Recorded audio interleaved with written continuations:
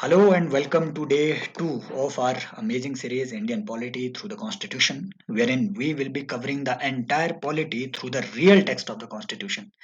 We have already covered one lecture and now we will cover Article 1 to Article 4 of the Constitution. Now, why this Constitution is important, why the study of the Constitution is important, reason being that UPSC is now asking you the questions जो कि directly वो constitution के reference देकर के आपसे पूछ रहा है UPSC is now asking you कि does seven schedule mention the UTs और ओनली द स्टेट्स, या फिर वो आपसे ये भी पूछेगा कि does constitution of India clearly differentiate between the territory of India and the right and the the union of India. क्या constitution of India union of India और टेरिटरी ऑफ इंडिया में क्लियरली डिफरेंशिएट करता है? They will give you such statements. Now unless you have studied the real text of the constitution, आप इस तरीके के question में फंस जाएंगे. और ये रहे वो क्वेश्चन, राइट. पीवाईक्यूज में बहुत सारे क्वेश्चन आए हुए हैं, फेडरलिज्म पे क्वेश्चन आए हुए हैं, राइट. 2021 में एक उन्होंने क्वेश्चन दे दिया था कि इनमें से कौन सा एसेंशियल फीचर है फेडरलिज्म का या सबसे important feature. They gave you four features of federalism. All of them were the features of federalism. But they asked you कि उनमें से सबसे essential कौन है. Now that's a confusion. अगर आपको conceptual clarity नहीं है कि कौन सा feature, for example, there are some features of federalism, right? Devolution of powers, rigidity of constitution, independence of judiciary. Now, until or unless you are able to make a clear sequence कि कौन सा option पहले आना चाहिए, कौन सा सबसे important feature है फेडरलिज्म का और कौन सा लेस इंपॉर्टेंट है, until or unless you are able to differentiate this thing, you will always be confused in the conceptual question. This is why first we need to study about the principle of federalism, because in past they have asked multiple questions on federalism, right? They have asked multiple questions. उन्होंने federalism पे, division of power, ठीक है, devolution of power, separation of power, इन सारे principles पे question पूछा हुआ है. So the first thing we need to cover is the principle of federalism before we basically right jump to the constitution itself.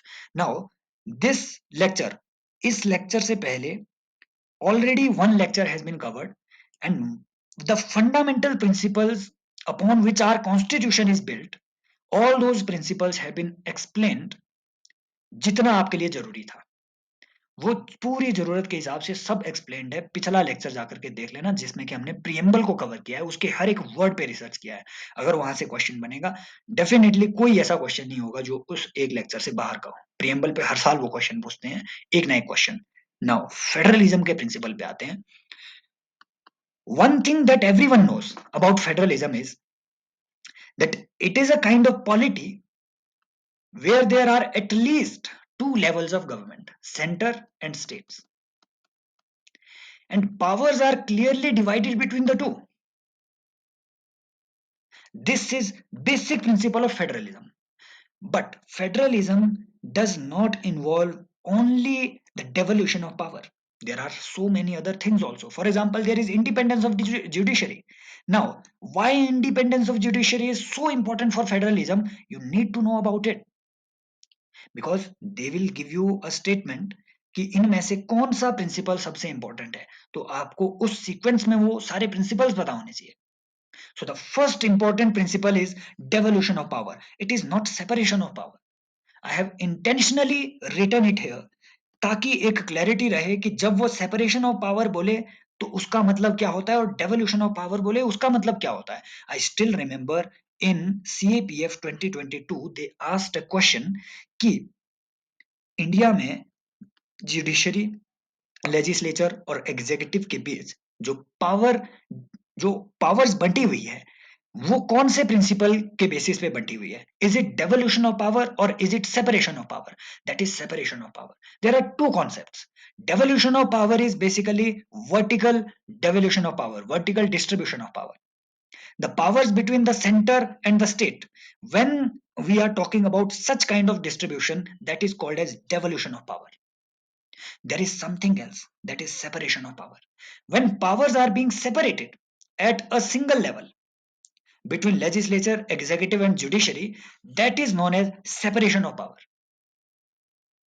right? So you don't need to confuse between these two concepts. Devolution of power is something related to federalism. Separation of powers is something related to decentralization at the horizontal level, right? Decentralization of power horizontally. Vertical decentralization is devolution of power. Next thing, you need to have a rigid constitution also. Why rigid? Rigid means there must be a constitution which cannot be changed by the central government at its own will.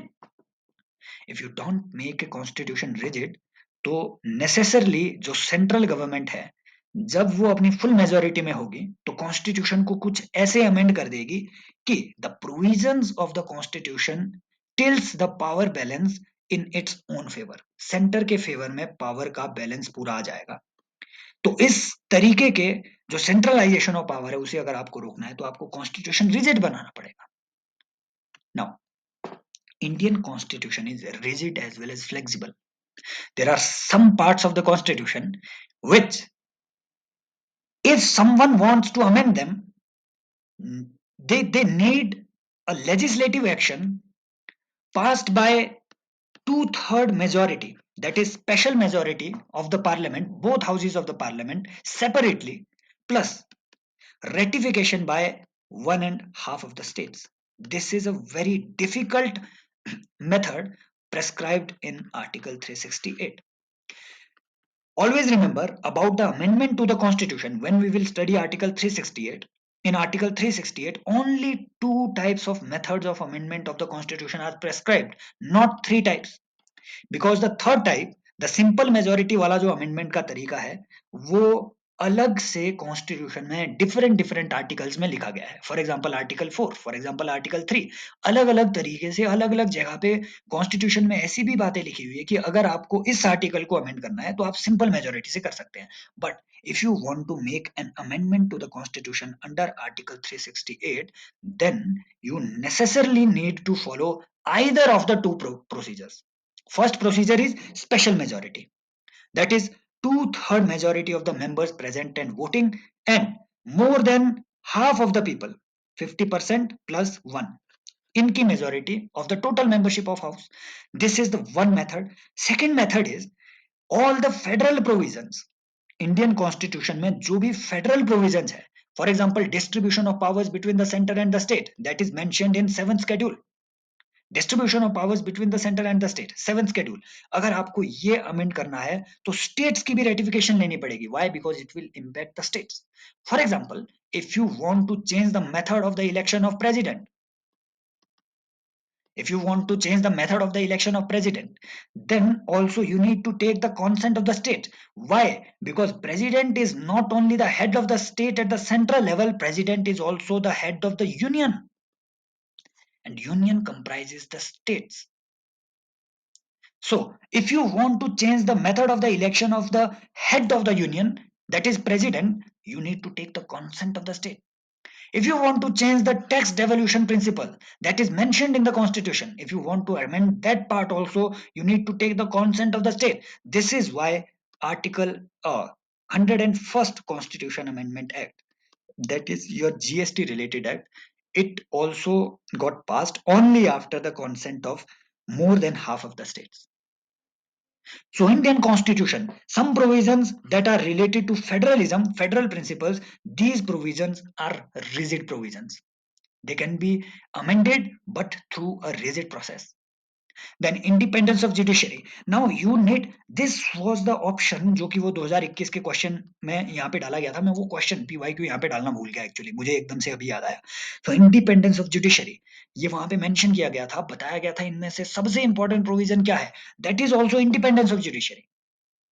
First is your written and rigid constitution, and within that constitution there has to be a constitutional devolution of power. After that there comes independence of judiciary. This is also essential feature. Why? Because judiciary is the adjudicator of the law, interpreter of the law. If judiciary is not independent, then Supreme Court will adjudicate or interpret the law in such a way that the overall effect of the law turns out to be in favor of center. वो इस तरीके से interpret कर देंगे law को supreme court कि centre के favour में वो लॉ जाए। इसीलिए जुडिशरी का इंडिपेंडेंट होना बहुत जरूरी है। देयर इज समथिंग एल्स जो कि इंडिपेंडेंस ऑफ जुडिशरी से अलग जाता है, दैट इज कमिटेड जुडिशरी। इस पे भी उन्होंने क्वेश्चन बनाया था 2021 में ही। उन्होंने पूछा था कि इनमें से कौन सी चीज है जो fundamental rights of the citizens के लिए सबसे जरूरी है। एक ऑप्शन उसमें कमिटेड जुडिशरी था। लोगों को लगा कमिटेड जुडिशरी का मतलब होता होगा कि judiciary is committed towards the implementation of fundamental rights of the citizens. Actually, that is not the meaning. Committed judiciary means that judiciary is committed to the interests of the executive, to the interest of the political class. Committed judiciary is antithetical to the principle of independence of judiciary. Now, allegedly, many prime ministers of India, and most infamously, the former prime minister Indira Gandhi, she tried to make Indian judiciary a committed judiciary. We all are aware about that case, A.N. Ray, right? 1973, right?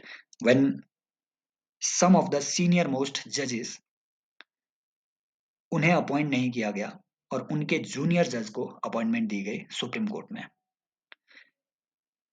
Many constitutional experts they interpret it in this way that Indira Gandhi wanted to make Indian judiciary a committed judiciary. Now next, representation of states at the center. Now centre में हमारे पास there is a bicameral legislature. If they ask you कि bicameral legislature क्या federalism का principle है, yes. Centre में हमारे पास बायकैमरल legislature है, दो सदन है, एक है लोकसभा और एक है राज्यसभा। लोकसभा में डायरेक्टली रिप्रेजेंटेड लोग जा रहे हैं, राइट, इलेक्टेड लोग जा रहे हैं। राज्यसभा में इनडायरेक्टली इलेक्टेड लोग जा रहे हैं जिनको स्टेट लेजिस्लेटिव असेंबली के इलेक्टेड एमएलए, याद रखना सिर्फ इलेक्टेड एमएलए उन्हें इलेक्ट कर रहे हैं, राज्यसभा के एमपीज को। इट मींस राज्यसभा के एमपीज स्टेट्स की लेजिस्लेटिव असेंबली को रिप्रेजेंट कर रहे हैं सेंटर में। This is how representation of states at the central level is ensured through Rajya Sabha. So Rajya Sabha is also a federal body.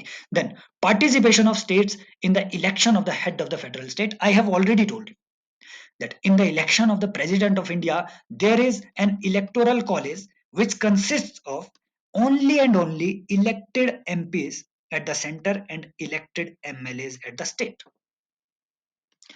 सिर्फ ये दो कैटेगरी के लोग प्रेसिडेंट के इलेक्शन में इलेक्टोरल कॉलेज का पार्ट होते हैं। Now, why only and only elected? I have already told you in the last lecture. The reason being India is a republic, and how there is a link between the electoral college of president and the principle of republicanism. That link has already been explained in the last series, in the last lecture.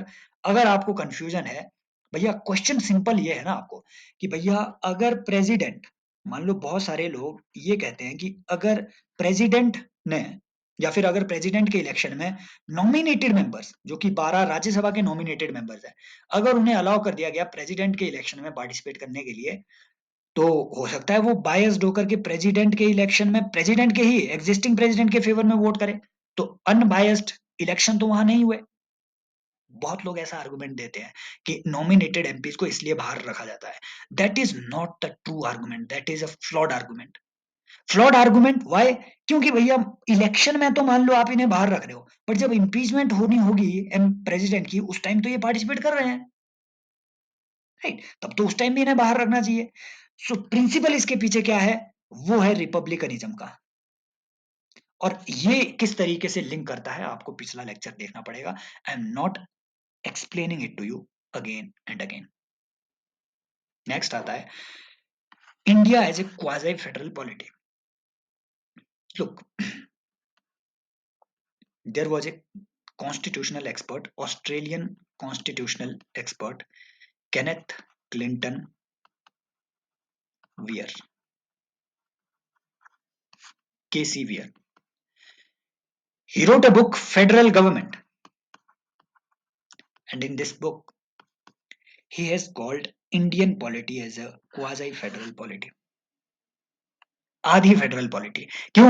क्योंकि इसमें ये ऊपर वाले federal feature तो है, नीचे वाले unitary feature भी हैं। जिसमें सेंटर को मजबूत स्थिति में रखा गया है। फॉर एग्जाम्पल इंडिया में इंटीग्रेटेड जुडिशरी है। ऐसा नहीं है कि स्टेट के पास अलग जुडिशरी हो, सेंटर के पास अलग हो। ऐसा नहीं है कि स्टेट के लॉ को सिर्फ स्टेट का हाई कोर्ट इंप्लीमेंट कर रहा हो या एडजुडिकेट कर रहा हो और सेंटर के लॉ को सिर्फ सुप्रीम कोर्ट। सुप्रीम कोर्ट के रूल्स लॉज, हाई कोर्ट के रूल्स लॉज नीचे वाली सारी जुडिशरी को फॉलो करने पड़ेंगे। Integrated judiciary against the principle of federalism, flexibility of some parts of the constitution. I have already told you there are some parts of the constitution that can be amended even with a simple majority. So constitution, some parts are very flexible. Then single citizenship. In USA, there is a dual citizenship. There is a citizenship of the states and there is a citizenship of the Federation of USA. है ना? तो किसी एक citizen को वहां पे state का citizen या फिर कैरोलिना का सिटीजन, ठीक है, कैलिफोर्निया का सिटीजन, ठीक है, नॉर्थ कैरोलिना का सिटीजन, इस तरीके से भी वहां पे रजिस्टर किया जाता है। फिर यूएस का सिटीजन के तौर पे भी इंडिया में there is a single citizenship. And I remember 2021 में again there was a question from this फंडा, है ना, इस पूरे सिटीजनशिप के फंडे से उन्होंने क्वेश्चन पूछा था कि क्या इंडिया में सिंगल सिटीजनशिप है, क्या इंडिया में सिंगल सिटीजनशिप सिंगल डोमिसाइल है, क्या इंडिया में सिंगल सिटीजनशिप मल्टीपल डोमिसाइल है। ऐसे करके उन्होंने क्वेश्चन पूछ लिया था।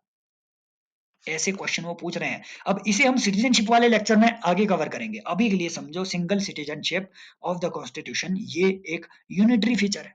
Then all India services, important thing, Indian administrative services, Indian police services, Indian forest services, these three all India services in India, they have been criticized for their unitary outlook because it is blamed by multiple states on multiple occasions. For example, there was a Raj Mannar committee of Tamil Nadu government. For example, there was Anandpur Sahib resolution of Akali Dal, and there were also demands from the communist government, formal demands, communist governments of West Bengal, that is known as West Bengal Memorandum. There were so many occasions in Indian history, political history of India, when state governments have formally demanded the abolition of all India services. Why? Because they work at the state level, they are heading all the offices, major offices at the state level, but controlled by the center through all India services rules. अभी recent में भी waste Bengal की government और centre के बीच all India services से लेकर के एक क्लैश हुआ। That is a different matter. अभी के लिए क्योंकि हम यहाँ पे हमें और चीजें भी कवर करनी है तो उन पॉलिटिकल एस्पेक्ट पे उतना नहीं जाएंगे। All India services they are also unitary features of Indian constitution. Then central list contains more subject matters. Importantly, in Indian constitution there is a list system. Three lists have been prescribed under 7 schedule। 7 schedule में 3 लिस्टें होंगी। ये कहां लिखा गया है? Article 246 में। Article 246 में ये बात कही गई है कि लिस्ट 1, लिस्ट 2 और लिस्ट 3 में कौन कौन सी लिस्ट पे कौन कौन कानून बनाएगा। लिस्ट 1 में सेंटर, लिस्ट 2 में स्टेट, लिस्ट 3 में बोथ। इंपॉर्टेंटली शुरुआत में लिस्ट 1 में 97 सब्जेक्ट मैटर्स थे जिन्हें इंक्रीज करके 100 कर दिया गया। लिस्ट 2 में शुरुआत में 67 सब्जेक्ट मैटर्स थे जिन्हें घटा करके 62 कर दिया गया, राइट। एंड देन लिस्ट 3 में शुरुआत में 47 सब्जेक्ट मैटर थे जिन्हें बढ़ा करके 51 कर दिया गया। Sorry, this was 66 and 61, okay, right. So ये जो डिस्ट्रीब्यूशन है पावर्स का, जो अथॉरिटी का, राइट, कि कौन सा ऑर्गन कहाँ पे आपके ये, ठीक है, कोई पर्टिकुलर लॉ बनाएगा, ये सब चीजें प्रेस्क्राइब्ड है 7 शेड्यूल में, क्लियरली मेंशन्ड है। लेकिन सेंटर के पास ज्यादा पावर्स है। इतना ही नहीं, सेंटर के पास रेजिड्यूरी पावर्स भी है। वो रेजिड्यूरी पावर्स जो कि 1935 के गवर्नमेंट ऑफ इंडिया एक्ट में गवर्नर जनरल के पास थी, और इस पे पीवाईक्यू पूछा गया है। रेजिडरी पावर्स उस वक्त गवर्नर जनरल के पास थी, ना स्टेट के पास ना सेंटर के पास। रेजिडरी पावर्स जो यहाँ पे कहीं पे भी मेंशन नहीं है। अगेन स्टेट के पास पहले इतनी पावर्स थी, घटा करके 5 पावर्स इससे हटा करके यहाँ कॉन्करेंट लिस्ट में डाल दी गई under 42nd amendment act. Indira Gandhi ने 5 ऐसी पावर्स स्टेट की उनसे ले ली, छीन ली। वो 5 पावर्स कौन सी थी? There first power was education, कि भैया अब एजुकेशन पर centre as well as state कानून बनाएंगे। Second power was forest, forest management. Third power was wildlife protection. Fourth power was, fourth subject matter was weights and measures, इससे related rule भी अब centre बनाएगा। And then fifth power was administration of justice, justice, ठीक है। Justice के administration से related कानून भी अब सेंटर स्टेट दोनों बनाएंगे। So this is about your all India services and this is about your list system, जो कि बताता है India is a quasi federal polity. Then emergency powers of the president, again we will study about it, ठीक है, broadly. अभी के लिए जिन्हें नहीं पता, इमरजेंसी पावर्स ऐसी पावर्स है प्रेसिडेंट की जहां पर president becomes de facto, right, या फिर centre becomes a de facto authority over the states, ऐसे मान के चलो, ठीक है। सेंटर के पास बहुत ज्यादा पावर्स, इवन स्टेट्स की पावर्स आ जाती है सेंटर के पास। वो क्या पावर्स है हम बाद में कवर करेंगे, इमरजेंसी से रिलेटेड सारे प्रोविजंस ब्रॉडली कवर करेंगे। Then seat of the governor, governor in India is not elected. In USA governor is an elected governor, but in India governor is an appointed authority appointed by the president on the recommendation of the council of ministers. So seat of governor also becomes a bone of contention. We have already seen the governor of Tamil Nadu, the governor of Maharashtra, the governor of Rajasthan, the governor of West Bengal, the governor of Assam. They have been criticized many a times for their role, especially in the, right, in basically the disqualification cases, not the defection, because defection is dealt with by the speaker. In the disqualification of members cases, उस case में बहुत सारे governors को criticise किया गया। Their role, even in appointment of the chief minister, was also criticized. For example, Devendra Fadnavis, he had to resign. He formed a government and had to resign within one day. Shortest ever government formed in India was because of the alleged political, um, right, political partisanship on the part of governor, then governor. Then integrated audit machinery, again we will study about CAG, article 148 etc everything, कि अभी के लिए समझो कि जो भी audit है state as well as central level की वो कैग करवा रहा है। There is another concept asymmetric federalism. What is asymmetry? Asymmetry is basically imbalance.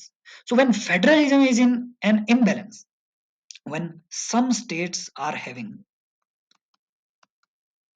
more powers than the other states, more powers or more autonomy than the other states, that will be called as asymmetric federalism. So there is an imbalance. Some states are, ठीक है, weighted more, other states they weight less in the federal, right, polity. Now there are some features जो कि बताते हैं India में asymmetric federalism है. For example, distribution of the seats of Rajya Sabha, which is mentioned in fourth schedule of the constitution. Unlike USA, जहां पर जो उनका अपर हाउस है उसमें हर स्टेट को 2 सीट्स मिली हुई है, इंडिया में अलग अलग स्टेट्स अपने साइज, पॉपुलेशन साइज के हिसाब से राज्यसभा में रिप्रेजेंट होते हैं। So different states are represented differently. Some people have more weight in Rajya Sabha, other states do not have the similar kind of weightage in Rajya Sabha. This is asymmetric federalism. Some states have been granted more autonomy. For example article 371 हम cover करेंगे। 370 तो अब effective नहीं रहा and supreme court ने भी अपनी मोहर उसमें लगा दी है। 371 we will cover. There are so many states, for example Nagaland, for example, right, Tripura, Arunachal, ठीक है, 371H एटसेट्रा जी, many states, right, they have been granted more autonomy than the others. Then there is also a financial asymmetry. There are a provisions of special grants. Whenever Finance Commission recommends the grants to the center that such and such grants may be given to such and such states, there is a provision of special grant for special category states. Recently, Bihar government demanded that Bihar should be kept in this special category state so that Bihar receives more funding than the others, than the usual funding. Right. So this is also a financial asymmetry. Now comes another question. उन्होंने एक बार ये question पूछा था 2022 में mains में कि the linguistic organisation of the states, it was not only after 1947 but even after 1850s linguistic organization of state has been a characteristic feature of Indian polity. उसके बाद से लिंग्विस्टिक ऑर्गेनाइजेशन चल रहा था. तो एक स्टोरी देखते हैं जरा. स्टोरी के तौर पे लिंग्विस्टिक स्टेट्स के ऑर्गेनाइजेशन को अभी हम जरा कवर करते हैं. 1947 country had witnessed widespread division and consequent bloodshed due to separation. Most of the intellectuals and nationalist वो इस फेवर में नहीं थे कि हम कोई दूसरी डिवीजन की नई लाइन क्रिएट करें. लिंग्विस्टिक डिवीजन की नई लाइन क्रिएट करना मतलब भारत के असंख्य टुकड़े करवा देना, क्योंकि हमारे पास लैंग्वेजेस इतनी ज्यादा है. अगर लिंग्विस्टिक रीजनलिज्म पैदा हो गया तो फिर यूनाइट करना मुश्किल है. रिलीजन की वजह से जो डिवीजन पैदा हुआ उसे डील किया जा सकता है. लिंग्विस्टिक डिवीजन अगर उस लेवल का हुआ होता तो सब चीजें मुश्किल थी. This is why they can give you a question, they can give you a statement from here also कि while prime minister Nehru was not in favour of linguistic reorganisation but Vallabh bhai Patel ji was in favour. If they give you this statement, the statement would be wrong because usually we are made to believe that deputy prime minister back then, right, Vallabhbhai Patel ji and Nehru, they shared divergent thoughts. We are made to believe this, but it is not always the same. On this issue, both of them believed that there should be no linguistic reorganization of the state. State का reorganization सिर्फ और सिर्फ administrative basis पे होना चाहिए. Sorry, again यार ये मेरे पेन टैब में कुछ दिक्कत आ गई है. But even before that Indian national Congress ने ही इस चीज को, ठीक है, 1920 में पहले ही अडॉप्ट कर रखा था. यहां से भी अच्छा क्वेश्चन बन सकता है. 1920 में गांधी के इंटरवेंशन के बाद इंडियन नेशनल कांग्रेस ने अपनी प्रोविंशियल कांग्रेस कमिटीज क्रिएट की थी और उन कमिटीज को लिंग्विस्टिक बेसिस पे क्रिएट किया गया था. सो स्टोरी यहां से शुरू होती है. Even before that linguistic reorganisation, even, ठीक है, आपके right religious and linguistic reorganisation Britishers ने भी किया है. ठीक है, सिंध का रीऑर्गेनाइजेशन किया, ठीक है, देन पंजाब का रीऑर्गेनाइजेशन, देन आपका बंगाल का रीऑर्गेनाइजेशन, ये रिलीजियस लिंग्विस्टिक ग्राउंड्स पे ही हुआ था. लेकिन 1947 के बाद लिंग्विस्टिक ऑर्गेनाइजेशन की मांग स्पेशली सदर्न स्टेट्स में बहुत ज्यादा बढ़ने लगी.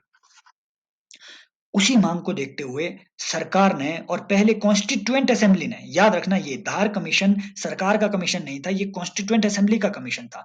एस के धार, former judge of Allahabad High Court, he was appointed the chairman of the commission, and the commission recommended and commission rejected the language as a criterion for the formation of the states.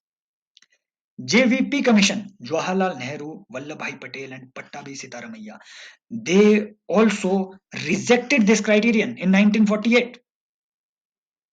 However, there was an intense demand for the creation of a state for the Telugu people, especially Andhra. Andhra Pradesh की बड़ी demand थी और demand को lead कर रहे थे उस वक्त के एक बड़े हाई स्ट्रेचर के गांधीवादी नेता पोटी श्री रामालू. इन्होंने अपनी एक हंगर स्ट्राइक की, 58 डेज तक ये चली और लास्ट में 15 दिसंबर 1952 इनकी डेथ हो गई. इनकी डेथ के बाद वहां पर बहुत ही ज्यादा आंदोलन हुए. आंदोलन इतने भयंकर थे कि बाद में सरकार को झुकना पड़ा और 1 अक्टूबर 1953 पहला लिंग्विस्टिक स्टेट आंध्र प्रदेश के रूप में इंडिया में आया. देन देर इज अनदर, ठीक है, वो जो चीज है जो आप कहीं स्टेट पीसीएस के लिए, ठीक है, पढ़ते हैं, category A, category B, category C, category D states. Category A basically जो कि वो स्टेट्स थे जो, है ना, जो कि डायरेक्टली आपकी ब्रिटिश प्रोविंसेस थी. ठीक है, ब्रिटिश प्रोविंसेस जो डायरेक्ट उनके कंट्रोल में थी। देन कैटेगरी बी आपके वो स्टेट्स थे जो कि ब्रिटिश प्रोविंसेस नहीं थे लेकिन इंडियन प्रिंसली स्टेट्स जिनको रीऑर्गेनाइज किया गया, है ना। कैटेगरी सी में ब्रिटिश चीफ कमिश्नरेट, ठीक है, चीफ कमिश्नर के अंडर कुछ एक प्रोविंसेस हुआ करती थी, उन्हें कैटेगरी सी में रखा गया कि भैया ये जो छोटी प्रोविंसेस है उन्हें कैटेगरी सी में रखा जाएगा। डी आपका दादरा एंड नगर हवेली, ये इस तरीके की आपकी जो स्टेट्स है उन्हें वहां पे रखा गया। Then Fazal Ali committee, I think ये हाँ ठीक है, Fazal Ali commission. Fazal Ali commission was the linguistic और reorganisation commission of India. Andhra Pradesh की कॉन्स्टिट्यूशन के बाद इसे बनाया गया और इसने भी अपनी एक रिकमेंडेशन दी जिसमें फजल अली कमेटी ने स्टेट रीऑर्गेनाइजेशन के लिए language as one of the criteria, ठीक है, one of the criterion, not all criterias but one of the criteria बनाया गया। Other criterions were administrative is, security and integrity of nation. तो ऐसे इस तरीके के चार पांच क्राइटेरिया सजेस्ट किए। One of the criterion linguistic reorganisation को भी इन्होंने बनाया और उसी के बाद आप देखेंगे कि जो इंडियन कॉन्स्टिट्यूशन में, राइट, स्पेशली जो लिंग्विस्टिक जो स्टेट्स रीऑर्गेनाइजेशन एक्ट 1956 आया, उसके बाद से इंडिया में, ठीक है, 14 स्टेट क्रिएट किए गए और कुछ union territories, I think 6 union territories create की गई। तो that is a separate story. और इसके बाद से, है ना, कुछ भी आपको, अगेन ये बहुत ही, राइट, बहुत फैक्चुअल डेटा है, इससे मुश्किल से क्वेश्चन यूपीएससी बनाएगा, लेकिन ठीक है, थोड़ा बहुत आपको ये पता होना चाहिए फजल अली, एच एन कुंजरू, के एम पन्नीकर कौन इसके मेंबर्स थे। अदर एग्जाम्स में यूपीएससी इस तरीके की चीजें पूछ सकता है। नाउ अब वो चीज आती है जिसके लिए हमारा ये पूरा सेशन है कि कॉन्स्टिट्यूशन क्या कहता है इंडिया में स्टेट्स के बारे में। सिर्फ इतना कर है आपका जो पूरा एम लक्ष्मीकांत का 10-12 पेज का चैप्टर है, वो सिर्फ इतना कर है, समझ रहे हो, यहाँ से वो सारी चीजें उठाई गई है। इसका एनालिसिस करेंगे, एक छोटा सा ब्रेक लेते हैं, राइट, 1 मिनट का ब्रेक लेते हैं। मैं अभी आया, जरा 1 second.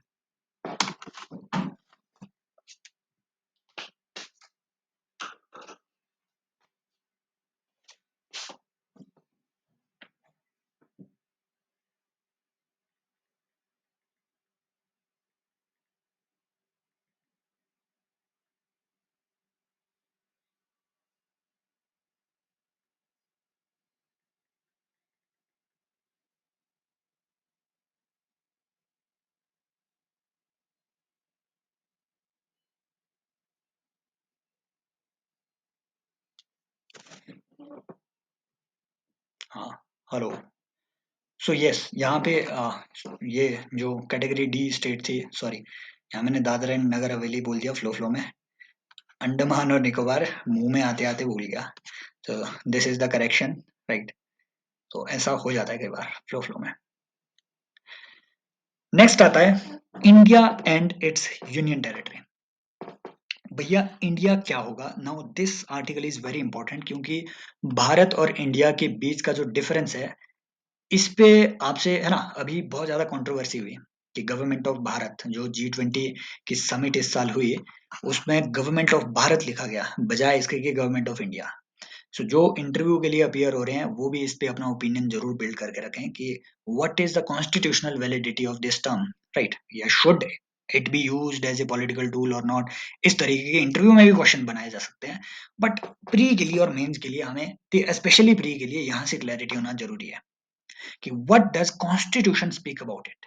Article 1 of the constitution says name and territory of the union. Article 1 कहता है कि नाम क्या होगा? India, that is Bharat, shall be union of the states. India, that is Bharat, shall be union of the states. So कोई भी नाम यहाँ पे लिया जा सकता है, इंडिया या फिर भारत। दूसरी बात इंपॉर्टेंट, इस यूनियन ऑफ द स्टेट्स में कौन कौन आते हैं? क्या इसमें सिर्फ स्टेट्स आएंगे या फिर क्या इसमें यूटीज भी आएगी? इसकी क्लैरिफिकेशन, इसकी क्लैरिफिकेशन यहाँ सब सेक्शन 2 में दी गई है। States and the territories there shall, ठीक है, there of shall be specified in the first schedule. First article कह रहा है कि India, that is Bharat, shall be a union of the states. It means Indian union में सिर्फ states आ रहे हैं, उस यूनियन में यूनियन टेरिटरीज कंसिडर नहीं हो रही है। समझ रहे हो ना बात को? सो उस जब आपको यूनियन की डेफिनेशन यहां से पूछी जाए तो आर्टिकल 1 सीधा सीधा कह रहा है कि यूनियन में कौन आएगा, यूनियन में आपके स्टेट्स आएंगे। ये जो यूटीज का एरिया है that should comprise the territory of India. There is a difference between union of India and territory of India. Union of India सिर्फ स्टेट्स का है, टेरिटरी ऑफ इंडिया में सारे स्टेट्स की टेरिटरी आएगी, सारी यूनियन टेरिटरीज की, ठीक है, जो कि यूनियन गवर्नमेंट है आपकी, उस यूनियन गवर्नमेंट की सारी टेरिटरीज जो कि स्पेसिफाई की गई है फर्स्ट शेड्यूल में। यहाँ से दो क्वेश्चन बनते हैं कि पहले शेड्यूल में क्या सिर्फ स्टेट्स के नाम है? नो, यूटीज के भी नाम है। दूसरा क्वेश्चन ये बनता है कि टेरिटरी ऑफ इंडिया में और यूनियन ऑफ इंडिया में डिफरेंस क्या है? यूनियन ऑफ इंडिया में सिर्फ स्टेट्स आ रहे हैं, टेरिटरी ऑफ इंडिया में state as well as UT आ रही है। तीसरा क्वेश्चन बनता है कि यूनियन टेरिटरीज जो है, राइट, ये टेरिटरी ऑफ इंडिया का पार्ट है। जब आप बात करेंगे टेरिटरी ऑफ इंडिया मतलब देश का क्षेत्र, वो क्षेत्र क्या होगा? उस क्षेत्र में सारे राज्यों के क्षेत्र आएंगे, यूटीज के क्षेत्र आएंगे, और ऐसे क्षेत्र भी आएंगे, वो टेरिटरीज भी आएंगी जो कि एक्वायर की जाए, कहीं से जंग जीत करके आपने एक्वायर कर ली। समझ रहे हो? तो भारत की टेरिटरी में ये सब आएंगे, बट भारत के यूनियन में ये नहीं आएगा। भारत के यूनियन में ये नहीं आएगा। भारत के यूनियन में सिर्फ ये स्टेट्स आएंगे। जब तक आपने एक्वायर्ड टेरिटरी को स्टेट में कन्वर्ट नहीं कर दिया, तब तक वो यूनियन का हिस्सा नहीं माना जाएगा। समझ रहे हो बात को? This is the clarity that we get from article 1, difference between the union and the territory of India.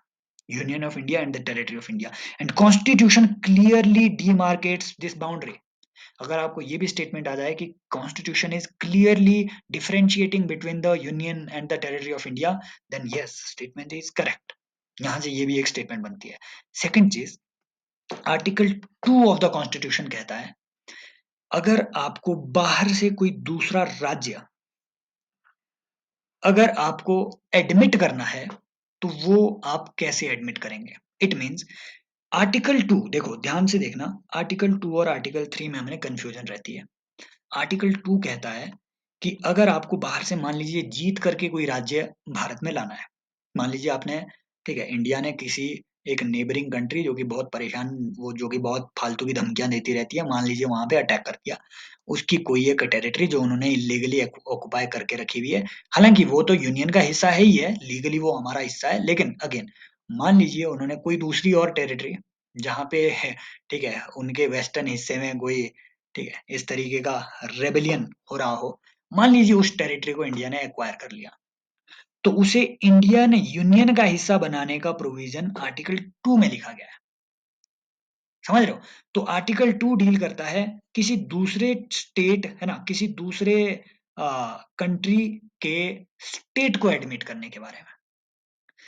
No, जब भी आप कहीं दूसरी, कहीं बाहर किसी ट्रीटी के थ्रू या वॉर के थ्रू किसी एक कंट्री का किसी पार्ट को एनेक्स करोगे, तो वो पार्ट हो सकता है ऑलरेडी एक स्टेट हो, या फिर वो पार्ट हो सकता है कि आपने सिर्फ एक सब पार्ट उसका खींचा हो। समझ रहे हो?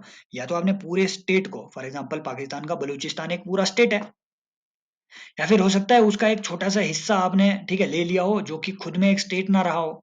तो अगर आप एडमिट कर रहे हो, एडमिट मीन्स कि आप पूरे स्टेट को इंडियन यूनियन का हिस्सा बना रहे हो। एस्टेब्लिशमेंट मीन्स आपने बाहर से कोई टेरिटरी एक्वायर की और उसको एज ए स्टेट अब आप न्यूली एस्टेब्लिश कर रहे हो, तो ये दोनों काम आर्टिकल 2 के अंडर होंगे। और आर्टिकल 2 कह रहा है कि पार्लियामेंट एक सिंपल लॉ पास करके, may by law, simple law, no constitutional amendment is required, simple law pass करके जो है वो यूनियन, ठीक है, यूनियन में एडमिट कर सकता है किसी भी स्टेट को, या फिर किसी नए स्टेट को एस्टेब्लिश कर सकता है on such terms and conditions as it thinks fit. So Article 2 deals with the external annexation or external admission of the territories, admission of the external territories. There is also a possibility कि Parliament wants to establish new states out of the existing territory of India. For example UP का है ना, मान लीजिए UP से कोई एक नया स्टेट उन्होंने निकाल लिया, है ना, बुंदेलखंड का अलग से इन्होंने, ठीक है, बघेलखंड का एमपी से अलग से इन्होंने बना दिया, राइट। मान लीजिए इस तरीके की कई सारी मांगे हो रही है, तो इस तरीके के अगर आपको स्टेट्स बनाने हैं with in the territory of India, तो वो आर्टिकल 3 के अंडर बनेंगे, with in the territory of India. ये आर्टिकल 3 कह रहा है कि पार्लियामेंट एक लॉ बना करके, सिंपल लॉ बना करके, है ना, may by law means simple law बना करके, without any requirement of any constitutional amendment, may by law form a new state by separation of territory from any state. कानून बना करके, सिंपल कानून बना करके वो एक नया स्टेट फॉर्म कर सकती है, या फिर दो स्टेट्स, है ना, स्टेट्स को यूनाइट भी कर सकती है, दो या मोर स्टेट्स को, या फिर किसी स्टेट को सेपरेट भी कर सकती है ना, एक स्टेट से दो स्टेट क्रिएट कर दिए तो सेपरेशन भी हो सकता है ना। तो ये सब काम कैसे कर सकती है पार्लियामेंट? सिंपल लॉ से। वो इंक्रीज कर सकती है एरिया ऑफ स्टेट, डिक्रीज कर सकती है एरिया ऑफ स्टेट, बाउंड्रीज को अल्टर कर सकती है स्टेट के, ठीक है, मान लीजिए ऊपर आ रही हो नीचे, ठीक है, जाना हो किसी को तो बाउंड्री भी अल्टर हो सकती है, and alter the name of the state as well, provided, now this is important, यहां से वो क्वेश्चन बनेगा, provided that no bill for the purpose shall be introduced in the either house of the parliament except on the recommendation of president। अगर parliament में कोई भी ऐसा bill आपको पेश करना है, तो वो बिल आपको सिर्फ और सिर्फ प्रेसिडेंट की रिकमेंडेशन पे पेश करना होगा। No bill for that purpose shall be introduced in either house of the parliament except on the recommendation of the president, and unless where the proposal contained in the bill affects the area, boundaries or name of the states, bill has been referred by the president to the legislature of the state for expressing its views thereon with such period as president may specify। Now what does this article say? If you want to increase the area of a state, decrease the area of a state, alter the boundaries of the state, or change the name of the state, or create new state, or right merge two states, इन सब चीजों के लिए president सबसे पहले propose करेगा bill in either house of the parliament. सिर्फ president के recommendation पे ये बिल वहां पेश होगा। नंबर वन, एक बात आपको यहाँ पे याद रखनी है कि ये जो स्टेट के लिए, हम सभी को पता है कि प्रेसिडेंट को अगर ऐसा कोई भी बिल पेश करना है तो उसे वो स्टेट लेजिस्लेटिव असेंबली को पहले रेफर करना पड़ेगा, पेश करने से पहले।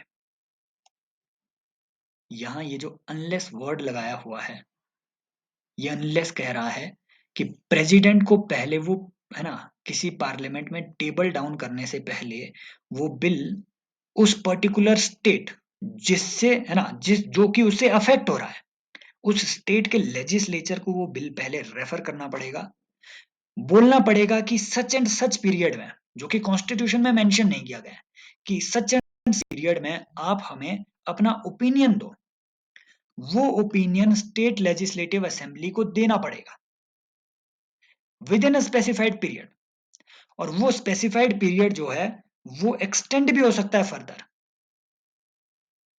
लेकिन वो ओपिनियन स्टेट लेजिस्लेटिव असेंबली का बाइंडिंग नहीं होगा।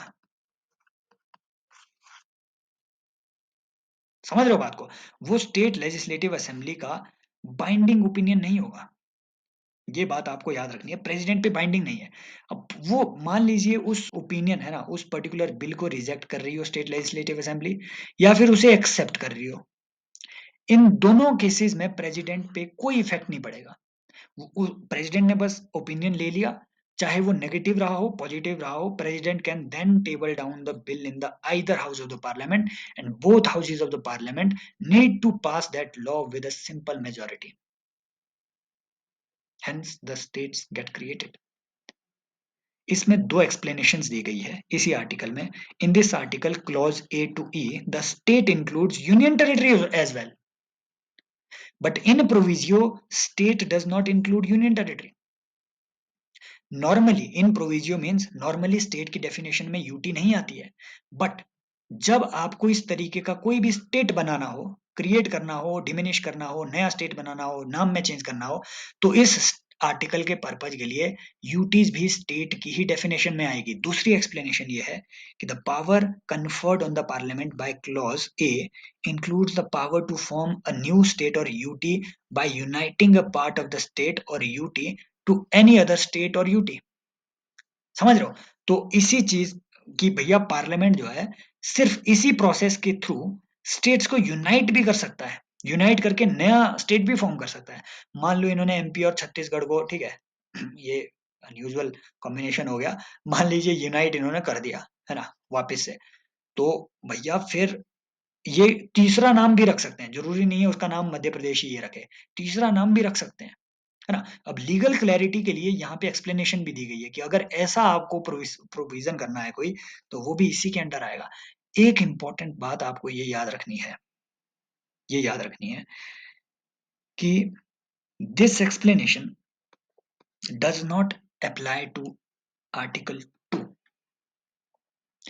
जब आप एडमिट कर रहे हो किसी एक्सटर्नल टेरिटरी को, किसी दूसरे देश से जीती गई ट्रीटी से, ठीक है, मान लीजिए आपने कोई टेरिटरी ली ट्रीटी के थ्रू, मान लीजिए आपने कोई टेरिटरी ली, राइट, मान लीजिए आपने कोई पर्टिकुलर टेरिटरी ली जीत करके किसी दूसरी कंट्री से, तो ये जो इसमें प्रोविजन दिया गया है कि provided that bill for that purpose shall be introduced in either house of the parliament except on the recommendation of the president, कि प्रेसिडेंट की रिकमेंडेशन का ये जो मैंडेट है, जो आर्टिकल 3 पे लागू होता है, वो आर्टिकल 2 पे लागू नहीं होता है। ये बात याद रखनी है। ये क्लैरिटी आपको कॉन्स्टिट्यूशन से मिलेगी, लक्ष्मीकांत से नहीं मिलेगी, मैं गारंटी देता हूँ। These facts, these nuances are not mentioned in any book also. ये जो प्रोविजन है नीचे वाला, है ना, प्रेसिडेंट की प्रायर रिकमेंडेशन, ये प्रोविजन आपके आर्टिकल 2 पे नहीं लगता है। तो मान लीजिए अगर हमें अर्जेंसी में किसी एक पर्टिकुलर स्टेट को इंडिया में एडमिट करना पड़े, तो सीधा जाकर के गवर्नमेंट, है ना, even without the recommendation of the president भी वो सब चीजें वहां पे इंट्रोड्यूस की जा सकती है। पार्लियामेंट में by law admit into union और establish new state on such terms and conditions as it thinks fit. Parliament, there is no condition कि प्रेसिडेंट की उसमें रिकमेंडेशन होनी चाहिए उस टाइप के बिल में। Clear? Now next thing is article 4, और उसके बाद ही, ठीक है, अपना ये यूनियन ऑफ इंडिया ये समाप्त हो जाता है कि laws made under article 2 and 3 to provide for the amendment of the first and fourth schedule supplemental incidental and consequential matters. Important बात है, जब भी आप सेकंड और थर्ड आर्टिकल के थ्रू कोई भी एक्शन ले रहे हैं, मान लीजिए कोई नया स्टेट क्रिएट कर रहे हैं, तो आपको कॉन्स्टिट्यूशन में सिर्फ एक जगह अमेंडमेंट करना पड़ेगा, वो है फोर्थ शेड्यूल। फोर्थ शेड्यूल में अमेंडमेंट करना पड़ेगा क्योंकि यहाँ पे स्टेट्स के नाम लिखे हैं, यूटीज के नाम लिखे हैं, तो यहाँ तो अमेंडमेंट होगा ही होगा। समझ रहे हो? So laws made under article 2 and 3 shall not be considered as an amendment under article 368 number 1। No such law. अगर आपने कोई भी फोर्थ शेड्यूल में और फर्स्ट शेड्यूल, है ना, सॉरी, फोर्थ शेड्यूल में आपके जो काउंसिल ऑफ स्टेट है, राज्यसभा है, इसकी सीट्स मेंशन्ड है, फर्स्ट शेड्यूल में नाम मेंशन्ड है, तो इन दोनों में आपको अमेंडमेंट करना पड़ेगा। तो अगर आपको इन दोनों में अमेंडमेंट करना है, भले ही ये फेडरलिज्म से रिलेट कर रहा हो, लेकिन कॉन्स्टिट्यूशन में एक्सप्लिसिटली मेंशन किया गया है कि इनको अमेंड करने के लिए आपको कोई भी आर्टिकल 368 वाला अमेंडमेंट प्रोविजन, जो कि काफी टफ प्रोविजन है, वो लाने की जरूरत नहीं है। आर्टिकल 368 दो तरीके के अमेंडमेंट की बात कर रहा है, एक बाय स्पेशल मेजोरिटी, जो ऑलरेडी हमने देखा, एक special majority plus 50%, more than 50% of the states. इनमें से किसी अमेंडमेंट की आपको जरूरत नहीं है, आप सिंपल लॉ पास करके अकॉर्डिंग टू दिस आर्टिकल, ठीक है, नया स्टेट क्रिएट कर सकते हो, किसी स्टेट को एडमिट कर सकते हो, अडॉप्ट कर सकते हो इंडियन यूनियन में। ये यहाँ पे क्लैरिफिकेशन है। सब सेक्शन ए कह रहा है कि any law refer to in article 2 और 3 shall contain such provision for amendment of first schedule and fourth schedule as may be necessary to give effect to the provision of the law, and may also contain such supplemental incidental and consequential provisions including the provision as to representation in the parliament and in the legislature or legislatures of the states affected by such law as parliament may deem necessary। Already हमने ये discuss किया हुआ है कि भैया जो भी आपको फर्स्ट और फोर्थ शेड्यूल में अमेंड करने के लिए अब कानून लाने पड़ रहे हैं, वो इस रूट के थ्रू नहीं लाने पड़ेंगे, सिंपल लॉ पास करके भी आप इसमें अमेंडमेंट कर सकते हैं। This is about your part 1 of Indian constitution, right. And yes, इस चीज के लिए सॉरी, है ना, ऊपर ये क्या बोल दिया मैंने, अंडमान और निकोबार की जगह मैंने दादर और नगर हवेली इसमें कह दिया, तो for that again sorry. On my part, right. Minor mistake हो जाती है, ठीक है, इधर नाम भूल गया था मैं एकदम फ्लो में। सो आई होप ये जो लेक्चर सीरीज है ये थोड़ी बहुत क्लैरिटी ला पा रही होगी, राइट, एंड थोड़ी हेल्पफुल होंगी आपकी प्रिपरेशन में। If so then do subscribe to this channel. You can share it with your friends, and if you want to join the Telegram channel, then link is provided in the description below. You can also follow the series of 150 days hard challenge. This is a PYQ research program. Daily एक video इसमें आती है, आने की कोशिश की जाती है। ऑलरेडी अराउंड 43 सेशन हो चुके हैं और पीवाईक्यूज पे एक्सटेंसिव रिसर्च करने का ये प्रोग्राम है। आप ज्वाइन कर सकते हैं। फीडबैक जरूर दीजिए, कमेंट सेक्शन में पार्टिसिपेट कीजिए, करते रहिए। Take care, bye bye, as always, love you all.